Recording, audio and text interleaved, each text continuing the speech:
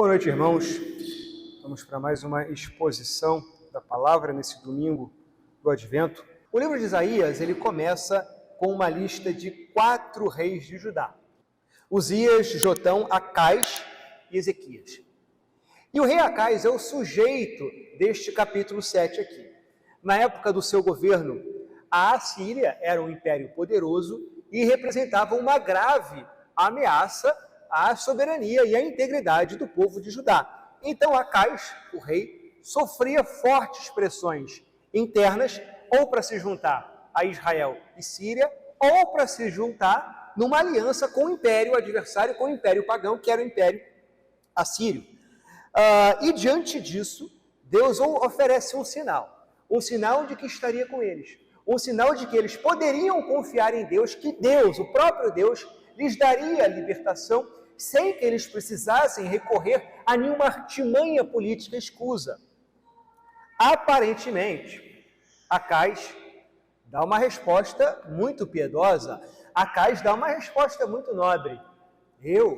Não, jamais tentaria o Senhor. À primeira vista, de fato, parece que Acais está agindo de forma muito piedosa e zelosa por Deus. No entanto, a gente vai ver nessa exposição aqui que a realidade é bastante diferente da aparência.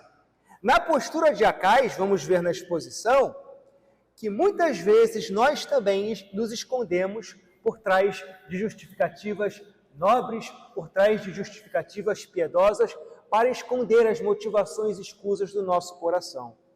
Nisso, nós rejeitamos, assim como Acais, os sinais da graça de Deus, como se nós não precisássemos deles. Mas Deus, Ele sabe, mais do que nós mesmos, quais são as nossas fraquezas, as nossas fragilidades, as nossas dificuldades.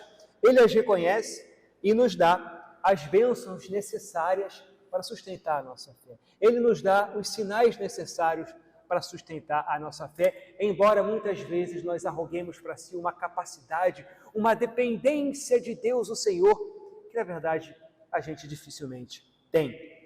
Rejeitar esses sinais divinos é rejeitar a própria graça de Deus. Então, nos versículos 10 e 11, diz lá o seguinte: E o Senhor continuou a falar com Acais, dizendo: Peça ao Senhor, seu Deus, um sinal, quer seja embaixo, nas profundezas, ou em cima, nas alturas. Irmãos, Acais era um rei mau, era um rei iníquo. Mas mesmo Deus sabendo da iniquidade de Acais, Ele mesmo ordena que Isaías ofereça um sinal ao rei. Por quê? Quando Deus percebe que as suas promessas não nos satisfazem, no sentido de que a nossa fragilidade não permite que a gente deposite a fé que a gente deveria depositar nas promessas da aliança que Deus tem conosco, Ele acrescenta a devida confirmação, considerando essa nossa fragilidade. Para que nós não só ouçamos a sua voz, ouçamos a sua palavra, mas também vejamos a ação da sua mão na nossa vida. Para que a gente veja os sinais da sua mão pelas evidências dos nossos sentidos. O próprio Cristo agiu assim no seu ministério. Por diversas vezes, Ele fez milagres como sinais confirmatórios da verdade, da palavra que Ele estava trazendo. E no maior dos exemplos, diante das dúvidas de Tomé, o apóstolo, ainda reticente em depositar a confiança de que Cristo de fato teria ressuscitado, ele se aproxima de Tomé, considera a sua fragilidade. Ele teria toda a razão de repreendê-lo, coisa do tipo. Ele até faz, de certa maneira, no momento posterior, mas ali, diante da fragilidade de Tomé, ele oferece aquilo que Tomé precisava. Toma e toque. Ele oferece os sinais que Tomé precisava, e ao receber aqueles sinais, Tomé reconhece a sua fragilidade e se prostra diante do seu rei. Nisso nós também devemos observar cuidadosamente a razão por que Deus faz um milagre. Milagres são sempre sinais confirmatórios daquilo que Ele nos diz da sua palavra. Se tivermos qualquer hesitação quanto ao que Ele nos diz, as nossas dúvidas são sanadas pelos sinais confirmatórios, porque os milagres são acrescidos à palavra como um selo de confirmação. E aqui, o que o profeta oferece a Acais é um sinal, quer seja embaixo nas profundezas ou em cima nas alturas. Veja que coisa interessante, Deus oferece para Acais a oportunidade de pedir qualquer coisa que esteja sob a extensão do seu poder, quer seja embaixo, quer seja em cima. Isso aqui está se referindo à extensão de possibilidades que Deus, por meio do profeta, coloca diante de Acais. A escolha do milagre é livre, tão livre quanto é o poder de Deus. Isso, sem dúvida, é uma demonstração enorme de tolerância da parte de Deus diante de um rei e de um povo iníquos. Que Deus não só tenha suportado a desconfiança e a incredulidade deles, mas também foi de uma condescendência enorme, deixando que ele escolhesse qualquer sinal que ele quisesse. Então Deus demonstra sua bondade para com os homens, mostrando a sua tolerância, quando ele poderia, muito justamente, se mostrar ofendido pela nossa fragilidade, pelas nossas incredulidades, pelas nossas dificuldades em crer naquilo que ele nos diz. Mas ainda assim, ele não só nos perdoa, como ele nos ajuda na nossa descrença. Ele nos ajuda na nossa incredulidade. Não só por sua palavra, mas pelos sinais que confirmam a verdade daquilo que ele nos diz, pela sua bondosa providência e por tudo aquilo que ele nos provê em nossas vidas. Mas aí no versículo 12, vem a resposta de Acais, que à primeira vista parece uma resposta muito nobre. Não pedirei, nem tentarei o Senhor. Então Acais, com uma justificativa muito plausível e muito piedosa, ele rejeita o sinal que Deus lhe havia oferecido. No entanto, a verdadeira razão por trás da piedade de Acais, por se rejeitar a pedir um sinal, é que ele já depositava a sua confiança na sua sabedoria política, nas suas artimanhas políticas. Ele já tinha feito uma aliança com o império estrangeiro. E ele sabia que se Deus o confirmasse, estaria expondo a sua descrença. E como ele não cria, ele travestiu a sua descrença com essa máscara da piedade. Não, eu não vou tentar o Senhor meu Deus. Mas, na verdade, ele já depositava esperança na sua própria sabedoria, na aliança com o império estrangeiro. Então, ele não queria se colocar sob obrigações com o Deus de Israel. Ele não pediria um sinal de confirmação, porque ele estava resoluto na sua infidelidade. Então, ele traveste a sua incredulidade com a máscara da piedade. Então, meus irmãos, fica aqui um primeiro alerta, é que o ser humano, nós, sabemos muito bem distorcer até aquilo que há de mais nobre, até aquilo que há de mais santo. Até a própria palavra de Deus a gente usa muitas vezes para o mal, até muitas vezes a igreja a gente usa para o mal, e a gente sabe justificar os nossos pecados com a máscara da virtude, como Acais. Não, eu jamais tentaria o Senhor, meu Deus. Mas a pergunta que se coloca é o seguinte: será que a gente está tentando a Deus quando a gente aceita aquilo que Ele nos oferece? Será que é realmente de uma espiritualidade superior quando Deus oferece um sinal confirmatório, considerando a sua fragilidade, a sua descrença, quando Ele oferece algo para ti? É certo que não. Então o que Acais diz não procede, porque não há nada mais excelente do que obedecer a Deus. E se Deus escolheu vincular à sua palavra os sinais que Ele quiser, não é virtude, não é piedade rejeitar esses sinais como se eles fossem supérfluos. Se aprouve a Deus te dar o que Ele te deu, em todas as áreas da sua vida, é porque de alguma maneira isso é útil para você. Então é uma blasfêmia quando nós dispensamos a sua bondade como se aquilo que Ele nos concede não nos fosse verdadeiramente útil ou vantajoso, como se Ele não soubesse melhor do que nós mesmos aquilo de que nós precisamos. Então o nosso apreço pela palavra de Deus não pode se dar a despeito à exceção de todos os auxílios que ele nos dá para nos sustentar e nos fortalecer na fé. Por exemplo, Calvino, comentando essa passagem, ele faz algumas considerações. O Senhor, ele nos oferece no Evangelho tudo o que é necessário para a salvação.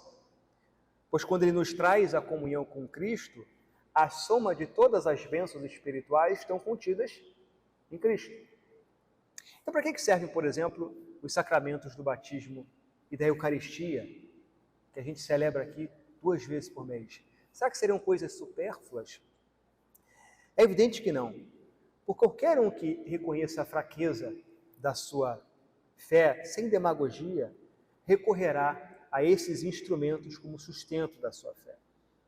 É claro que é de se lamentar que a nossa fé precise ser assistida por sinais visíveis e tudo mais, mas como nós não podemos remover de uma vez por todas essas fraquezas da nossa carne, todo aquele que diz confiar em Deus precisará confiar nos instrumentos da sua graça, precisará confiar nos sacramentos que Ele nos dá aqui para nós celebrarmos, precisará confiar na igreja com todas as suas dificuldades e falhas, precisará confiar no seu pastor, precisará perceber como instrumento da graça de Deus as bênçãos que Ele te dá na tua família, no teu casamento, a sua esposa, o seu marido, o seu filho, o seu trabalho, as bênçãos materiais que Deus te dá, Ele te dá, porque Ele sabe que você, de alguma maneira, aquilo vai contribuir para a sua vida e, de alguma maneira, inclusive, vai sustentar a sua fé.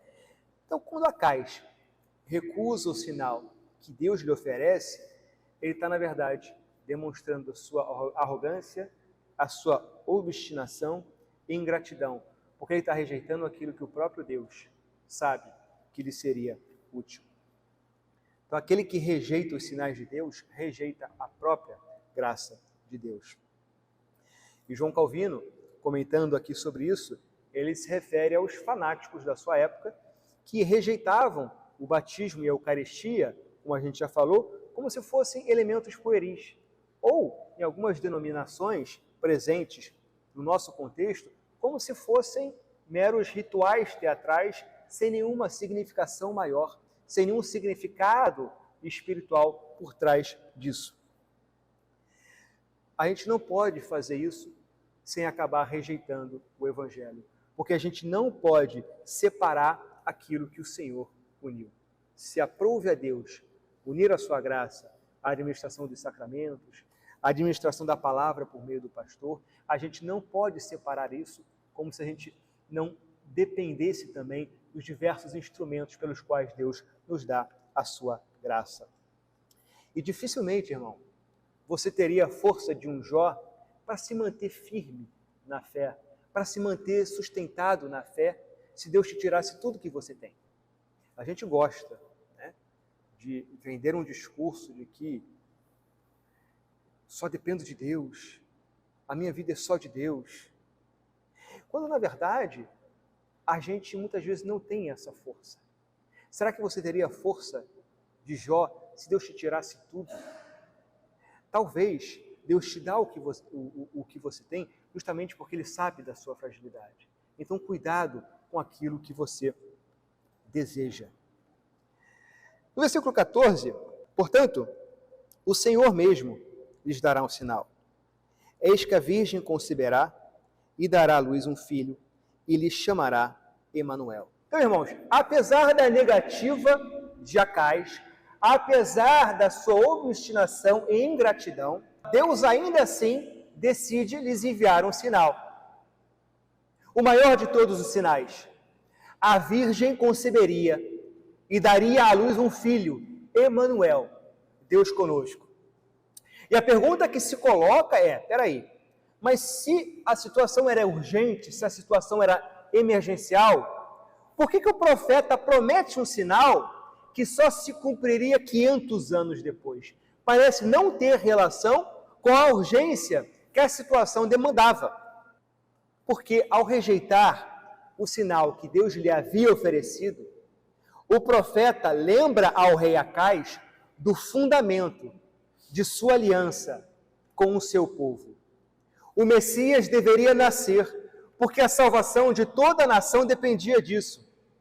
E nesse sentido, o sinal dos sinais, o nosso Senhor e Salvador Jesus Cristo, é o fundamento de qualquer graça divina para nós. E aqui ele lembra então ao seu povo o fundamento da aliança pela qual eles poderiam definitivamente confiar na palavra de Deus. Então é como se Isaías dissesse algo assim: embora vocês não tenham crido nas promessas de Deus, Ele as cumprirá. Ele enviará o seu Cristo, por meio do qual Ele preserva, Ele sustenta, na sua divina providência, Ele sustenta e preserva esta cidade. Embora vocês sejam indignos, embora vocês não mereçam, embora vocês sejam incrédulos, Deus terá consideração pela sua própria honra, pela sua própria palavra. Alguns críticos, fazendo um adendo, questionam que essa palavra não necessariamente significaria virgem, né?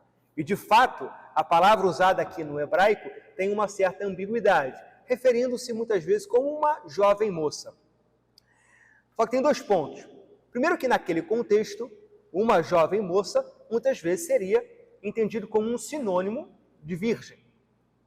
E o segundo ponto é que, ora, se referisse simplesmente a uma mulher parindo, não haveria nada de extraordinário. Então, no que consiste o sinal? No que consiste o milagre? Justamente no fato de se tratar de uma virgem dando à luz um filho. Isso vai acontecer lá no texto de Mateus 1, que a gente leu aqui antes. E o nome desse filho, o nome dessa criança seria Emanuel, Deus conosco. Esse nome, inquestionavelmente, é atribuído a Cristo, pelo fato de que ele, enquanto filho unigênito de Deus, ele se uniu a uma natureza humana. Ele é, portanto, o Deus conosco. Só ele e nenhum outro poderia cumprir essa profecia feita 500 anos antes. Nenhum homem poderia satisfazer essa profecia que Deus lembra ao seu povo, que é o fundamento da sua aliança para com a sua igreja, para com o seu Israel. Caminhando aqui para extrair as conclusões dessa passagem, irmãos, existem 2 erros que muitas vezes nós cometemos na relação entre a criação e a graça, entre a natureza e a graça. O primeiro, e mais evidente, mais notório, é supor que a criação, ela basta sem o auxílio da graça. Isto é, que nós damos conta da nossa vida, que nós damos conta da nossa espiritualidade, que nós damos conta da nossa salvação, sem recurso especial à graça de Deus. Esse é o famoso erro, essa é a famosa heresia do pelagianismo. Mas tem também um erro oposto, que é o erro do gnosticismo, que é quando a gente eleva a graça em detrimento da criação. É quando a gente, como Acais, eleva a boca para dizer algo como: não, eu não preciso de sinal, eu não preciso de mais nada, eu não preciso mais de mais nada além de Deus. O que parece, o que soa, muitas vezes, piedoso, mas muitas vezes, como Acais, esconde uma soberba, esconde um excesso de confiança na nossa capacidade e na nossa espiritualidade. E a verdade é que esse discurso, ainda que pareça piedoso, pode esconder um desprezo pela criação e as responsabilidades inerentes a ela. Porque, irmãos, você precisa da sua família, você precisa do seu pastor, você precisa de uma igreja, você precisa da administração dos sacramentos e de todas essas instituições, de todas essas realidades sensíveis, essas realidades materiais que fazem parte da criação de Deus e que, portanto, são usadas como instrumento da sua graça. É certo que Deus, por sua graça, pode te sustentar como sustentou Jó, a despeito de tudo mais. Mas, via de regra, Deus nos sustenta por meio das pequenas graças e sinais que Ele nos dá nas nossas vidas. Eu gosto de repetir um versículo que eu já falei aqui várias vezes, em 2 Coríntios 7, 6, Paulo diz que no momento de tribulação, ele fala: Deus que consola os abatidos, nos consolou com a chegada de Tito. Esse versículo é muito interessante porque expressa algo que muitas vezes a gente tem dificuldade de ver. A graça de Deus por meio das coisas triviais, como um amigo. Deus poderia trazer a Paulo um consolo sobrenatural, um calor especial do Espírito Santo e resolver os seus problemas, as suas dificuldades, mas ordinariamente Deus age enviando um amigo. E muitas vezes a gente tem dificuldade de ver isso como ação da graça de Deus. A gente tem dificuldade de ver nossa família, as bênçãos que Deus nos dá, os instrumentos que Deus nos dá, como meios de Deus nos agraciar. E se aprouve a Deus trazer Tito a Paulo, é porque ele precisava. E ele reconhecia isso, ele precisava de um amigo. Faz parte das necessidades criacionais que Deus impôs em nós. Então a gente precisa reconhecer as bênçãos de Deus nos pequenos sinais que Ele nos dá ao longo de nossa vida. Então Deus, na sua graça, Ele considera a nossa condição, Ele entende que nós vivemos num mundo marcado pelos sentidos e Ele não hesita em nos dar os meios materiais necessários para sustentar a nossa vida e para sustentar a nossa fé. Portanto, irmãos, não faça como Acais e não rejeite aquilo que Deus te dá. Não confie demasiadamente em si mesmo. Não confie demasiadamente na sua capacidade. Não dispense tudo aquilo que Deus te dá, como se você não precisasse da sua família, dos amigos que Deus te deu, dos instrumentos de trabalho que Deus te deu, do pastor que Deus te deu e de tudo mais. Você realmente acha que, tal como Jó, que perdeu tudo, você não sucumbiria sem a sua família, sem o acesso à sua igreja? Muitos cristãos, em circunstâncias de perseguição, não têm as bênçãos que a gente tem, de contar com uma igreja, de contar com um pastor, de contar até mesmo com a Bíblia. E Deus muitas vezes sustenta. Porque diz lá Paulo em Coríntios, Deus não nos dá nada além daquilo que a gente possa suportar, mas Ele sabe as suas dificuldades. Então, se Ele te deu o que Ele te deu, é porque você, muito provavelmente, depende daquilo. A verdade, irmãos, é que nós somos muito frágeis. Então, não tenha a presunção de se achar mais forte do que Deus te acha. Agora, nada disso que eu estou falando importa se a gente esquecer do sinal dos sinais, do sinal que dá sentido a tudo mais. Nada importa se você tiver uma boa família, um bom trabalho, até mesmo uma boa igreja, se o foco maior da sua vida, se o sentido maior da sua vida não estiver no nosso Senhor e Salvador Jesus Cristo, o fundamento da nossa aliança. Dizia Viktor Frankl que o ser humano pode suportar tudo, menos a falta de sentido. E não há nada capaz de preencher o sentido, a necessidade de sentido do ser humano, do que aquele que é o próprio fundamento da criação, o próprio fundamento da aliança que Deus tem com o seu povo, que é Jesus Cristo, o Logos divino, a palavra de Deus. Mas Ele age ordinariamente por meio daquilo, das graças materiais, que muitas vezes a gente não valoriza. Então a gente precisa ter esse equilíbrio. Ter sempre a mente em Cristo como sinal dos sinais e passar a ver toda a realidade como meios de Deus para nos agraciar. Então a gente, como cristão, a gente precisa entender que, sendo Cristo o sentido último da vida, tudo aquilo que Deus criou nos serve como instrumento para essa finalidade. E é a essa luz que a nossa vida precisa ser entendida. Tendo a certeza de que o maior de todos os dons, o maior de todas as graças é Cristo. Cristo é como o sol que ilumina e nos permite enxergar toda a realidade, que nos permite dar sentido a todas as instituições e bênçãos materiais que Deus nos dá. Sem o sol, a gente não conseguiria enxergar. Sem o sol, até as coisas que nos parecem mais evidentes, mais palpáveis, se tornariam escuridão. Da mesma maneira, sem Cristo como o sol que ilumina a nossa vida,